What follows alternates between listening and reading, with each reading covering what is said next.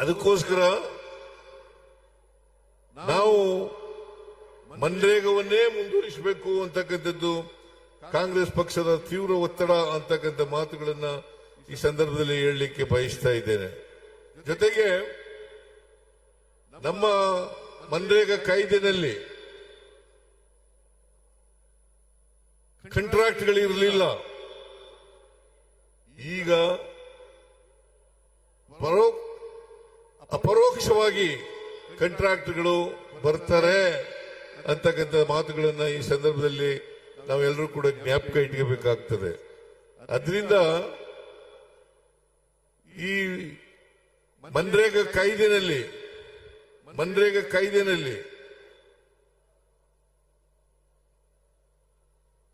100 ದಿನ ಉದ್ಯೋಗ ಮಾಡಿದ್ರೆ ಅಷ್ಟು ದಿನಗಳ ಕೆಲಸದ ಮಜೂರಿಯನ್ನ ಕೊಡಬೇಕಾಗಿತ್ತು. ಸಾಮಗ್ರಿಗಳಿಗೆ ಮಾತ್ರ 10% ಕೊಡ್ತಕ್ಕಂಥ ಕೆಲಸವನ್ನು ಮಾಡ್ತಾ ಇದ್ರು. ಈಗ ರಾಜ್ಯ ಸರ್ಕಾರ 40% ಕೊಡಬೇಕು, ಕೇಂದ್ರ ಸರ್ಕಾರ 60% ಕೊಡಬೇಕು ಅಂತ ಈ ಹೊಸ ಕಾಯ್ದೆನಲ್ಲಿ ಮಾಡಿದ್ದಾರೆ. ಅದರಿಂದ ರಾಜ್ಯ ಸರ್ಕಾರಗಳ ಹಿತ ಕಾಪಾಡೋದ್ರಲ್ಲಿ ಸಂಪೂರ್ಣವಾಗಿ ಕೇಂದ್ರ ಸರ್ಕಾರ ಮರೆತಿದೆ ಅಂತಕ್ಕಂಥ ಮಾತುಗಳನ್ನ ಈ ಸಂದರ್ಭದಲ್ಲಿ ಹೇಳಲಿಕ್ಕೆ ಬಯಸ್ತಾ ಇದ್ದೇನೆ.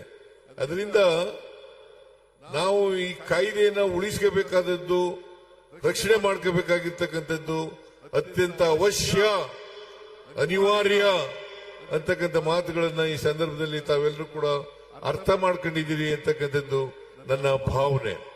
ಅದರಿಂದ ಇಡೀ ದೇಶದಲ್ಲಿ ಕಾಂಗ್ರೆಸ್ ಪಕ್ಷ ಮನ್ರೇಗಾವನ್ನು ರಕ್ಷಣೆ ಮಾಡಲಿಕ್ಕೋಸ್ಕರ ಅದನ್ನ ಉಳಿಸ್ಕೊಳ್ಳಿಕ್ಕೋಸ್ಕರ ನಾವು ಹೋರಾಟವನ್ನ ಮಾಡ್ತಾ ಇದ್ದೀವಿ ಅಂತಕ್ಕಂಥ ಮಾತುಗಳನ್ನ ಈ ಸಂದರ್ಭದಲ್ಲಿ ಹೇಳಲಿಕ್ಕೆ ಬಯಸ್ತಾ ಇದ್ದೇನೆ. ನಮ್ಮ ಬೇಡಿಕೆಗಳು ಪ್ರಮುಖವಾಗಿ ವಿಕಸಿತ ಭಾರತ್ ರಾಮ್ಜಿ ಕಾಯ್ದೆಯನ್ನು ಸಂಪೂರ್ಣವಾಗಿ ರದ್ದುಗೊಳಿಸಬೇಕು. ಮಹಾತ್ಮ ಗಾಂಧಿ ರಾಷ್ಟ್ರೀಯ ಗ್ರಾಮೀಣ ಉದ್ಯೋಗ ಖಾತ್ರಿ ಯೋಜನೆಯನ್ನ ಮನ್ರೇಗಾವನ್ನ ಮರು ಜಾರಿಗೊಳಿಸಬೇಕು. ಬಹುಶಃ ನಿಮ್ಗೆಲ್ರಿಗೂ ಕೂಡ ಗೊತ್ತಾಗಿದೆ ಅಂತಕ್ಕಂಥದ್ದು ನನ್ನ ಭಾವನೆ. ಆದ್ರಿಂದ ವಿಕಸಿತ ಭಾರತ ರಾಮ್ಜಿ ಕಾಯ್ದೆಯನ್ನು ಸಂಪೂರ್ಣವಾಗಿ ರದ್ದುಗೊಳಿಸಬೇಕು. ಇವು ನಮ್ಮ ಬೇಡಿಕೆಗಳು. ಮಹಾತ್ಮ ಗಾಂಧಿ ರಾಷ್ಟ್ರೀಯ ಗ್ರಾಮೀಣ ಉದ್ಯೋಗ ಖಾತ್ರಿ ಯೋಜನೆಯನ್ನ ಮರು ಜಾರಿಗೊಳಿಸಬೇಕು. ಜನರ ಉದ್ಯೋಗದ ಹಕ್ಕನ್ನು ಪುನರ್ಸ್ಥಾಪಿಸಬೇಕು.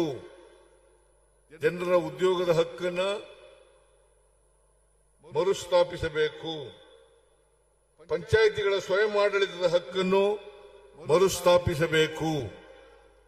ದೇಶಾದ್ಯಂತ ದಿನಕ್ಕೆ 400 ರೂಪಾಯಿ ಕನಿಷ್ಠ ವೇತನವನ್ನು ನೀಡಬೇಕು. ಇದು ನಮ್ಮ ಬೇಡಿಕೆಗಳು. ಈ ಬೇಡಿಕೆಗಳು ಈಡೇರೋವರೆಗೆ ನಮ್ಮ ಆಂದೋಲನ ನಿಲ್ಲದಿಲ್ಲ ಅಂತಕ್ಕಂಥ ಮಾತುಗಳನ್ನ ಈ ಸಂದರ್ಭದಲ್ಲಿ ಹೇಳಲಿಕ್ಕೆ ಬಯಸ್ತಾ ಇದ್ದೇನೆ. ಹೇಗೆ ರೈತರ ವಿರೋಧಿ ಕಾಯ್ದೆಗಳನ್ನ ಕೇಂದ್ರ ಸರ್ಕಾರ ಜಾರಿಗೆ ತಂದಾಗ ಹೋರಾಟ ಮಾಡಿದ್ರು, ಅದೇ ರೀತಿ ನಾವು ಕೂಡ ಹೋರಾಟ ಮಾಡ್ತೇವೆ ಅಂತಕ್ಕಂಥ ಮಾತುಗಳನ್ನ ಈ ಸಂದರ್ಭದಲ್ಲಿ ಹೇಳಲಿಕ್ಕೆ ಬಯಸ್ತಾ ಇದ್ದೇನೆ.